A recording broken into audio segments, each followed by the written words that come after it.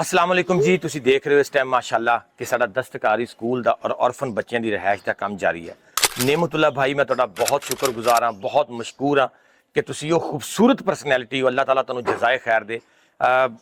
रोडी का काम रुक गया सी, सीमट 100 बोरी सीमट की सानू चाहिए सी, असीं फौरन मंगवा ली है।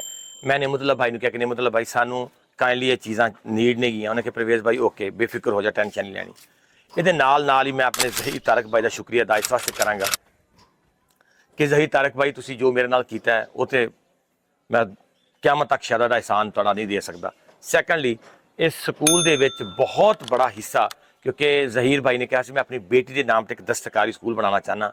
उन्होंने दिल खोल के मैनू डे 1 तो स्टार्ट करके माशाअल्लाह वो भी मैनू सपोर्ट कर रहे हैं। उस तो बाद आदल भाई फ्रॉम यूके और आदल भाई के पार्टनर ने अफजल भाई और उन्होंने कुछ दोस्त ने जिन्होंने सानू बजरी दे विच और बाकी चीज़ों के भी बहुत सारा हैल्प आउट किया सीगा।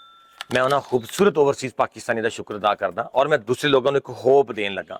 जिहड़े लोग थक जाते हैं, हार जाते हैं, हार मान लेंदे ने, खुदारा हिम्मत करके हौसला करके पॉजिटिव माइंडसैट नाल फ्रंट फुट ते आओ और दुनिया दे विच पाकिस्तान दे विच फलाह वास्ते काम करो, लोगों की बेहतरी वास्ते काम करो, इंसानियत की बेहतरी वास्ते काम करो, ताकि रोज़े क़यामत वाले दिन तुसीं जवाब दे सको कि या अल्लाह दुनिया च भेजिया सी, कुछ ना कुछ करके आए हैं।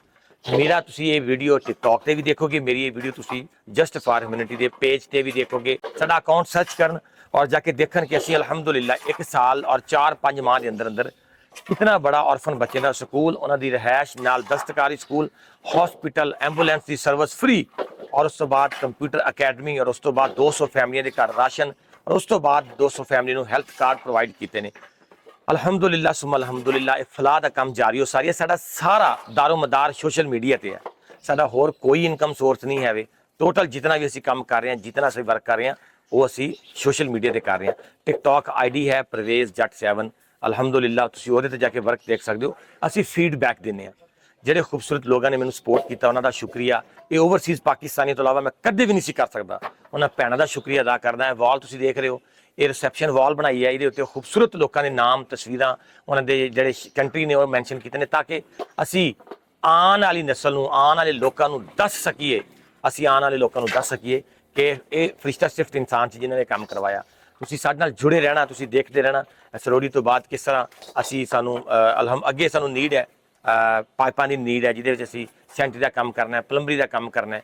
वो भी सानू जरूर सपोर्ट करो। जिहड़ा दोस्त इस बेहतरीन और नोबल कॉज के साडा साथ देना चाहता है, बेफिक्र होकर साडे नाल अटैच होवे और इस नेकी के काम के साडा साथ देवे। अल्लाह ताला तुहानू जज़ाए खैर दे। पाकिस्तान जिंदाबाद।